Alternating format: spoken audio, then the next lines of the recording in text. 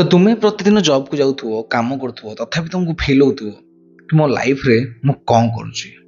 तुम्हें भाबिबो तुम्हें दौड़ुच बट जेतल देखिबो वर्षे पर भी मु सेई जगह अच्छी तुमको बहुत खराब लगे। आउ एइटा ही रैट रेस जो कि प्रायतः लोग फसी जाइछंती और से माने जानी भी नांती। तो आज ही वीडियो डिस्कशन करबा आम रैट रेस रु केमिति बाहरिबा। तो आम प्राय तो पिला बेलू यही कथा ही शुणिक आसे स्कूल जाओ पाठ पढ़ जॉब कर मनी सेव कर आ गोटे पॉइंट पर रिटायर्ड हो। बट कहीं भी कही ना यहाँ गोटे ट्राप बोली गोटे मरण जनता। कहीं तुम्हें जो तुम लाइफ स्टडी कर तुम्हें देखिपर तुम्हें टंका रोजगार कर स्पेंड कर तुम बिल दब देन से काम रिपीटेड से काम बारंबार तुम सहित घटब तमाने यहाँ गोटे ट्राप। तो ये रिच डैड पुअर डैड बही पूरा पूरी एक्सप्लेन आम ये ट्राप भितर केमिति बाहरिबा। एथिरे ऑथर कहते कि तांको बापा जी कि पुअर डैड तांको को एडवाइस दौले से मध्य अन्य बापा भाया कहते पाठ पढ़ परिश्रम कर गोटे भल जॉब टे कर सेव कर आ गोटे पॉइंट पर तू खुशी रे रिटायर्ड हो। किंतु अर्थ जो रिच डैड कथा कहते जिते कि सांगर बापा से कहते कि तुम्हें गोटे सिस्टम एमती बिल्ड कर ना एमती जगह इन्वेस्टमेंट कर जोटा कि तुम्हें काम न कले भी तुमको रिटर्न दब। तुम्हें काम न कले भी तुम लाइफ रे किसी भी फरक पड़ेनि। मुझे जानी यहाँ बहुत कष्ट हम कि आम डेली लाइफ रो खर्च को मेंटेन करने आमको तो काम कराया पड़ो पर ता सहित आउ किसी कराया पड़ो।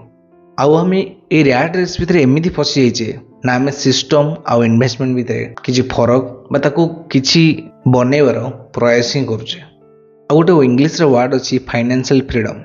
एटा केवल रिच मानक नुह एटा समस्त निहाती जरूरी जो मैंने कि रैट रेस रु बाहर चाहते। छोटिया स्टोरीटे कहूँ आम रिलेटिव रे जड़े बहुत भल चाकरी कला बहुत भल पैकेज कला ता सहित ता फैमिली भी भल चलता तार एक्सपेंसेस बहुत थिला। गोटे पॉइंट पर से कौन करला ना से चाकरी पैसा को से सेव करथुला ठीक अच्छे आउ जॉब को 9 to 5 जॉब डेली जाऊला। बट गोटे पॉइंट पर जो जॉब टी चलीगला से तो सबू किसी ठप तो से जानी पारानी से कौन कर। किंतु से समय आम रिलेटिव आउ जड़े पचे सैलरी कम हो गोटे जगह जॉब करला ता सहित बहुत सारा साइड हसल करला बहुत सारा अलग जिन करला जहाँफल टंका आसो आ से इन्वेस्टमेंट करला छोट छोट जगह जोटा कि फ्यूचर रिटर्न दब। आ गोटे पॉइंट एमती आसला कि से काम न कले भी से रिटर्न से चली जाऊला।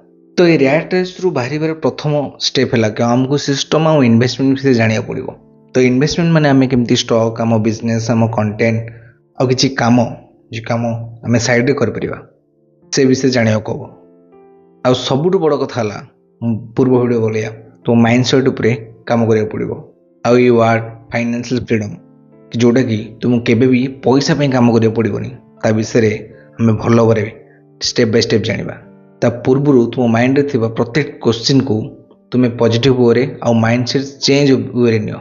जेमिति कि तुम्हें सदाले कह I can not afford it मुझे को केबे भी किनी परिबी नहीं ता बदले तुम माइंडसेट एमिति बनाओ कि जिनसटा को मुझे किनिबी देखिबो तुम भितर बहुत सारा चेंज आसीबो। तो जदि वीडियोटा भल लगी लाइक शेयर एंड सब्सक्राइब करिवो। इस माइंडसेट सीरीज रे नेक्स्ट वीडियो में जानिबा कि एक्चुअली ये सब कौन इन्वेस्टमेंट और सिस्टम कौन। तो थैंक यू सो मच।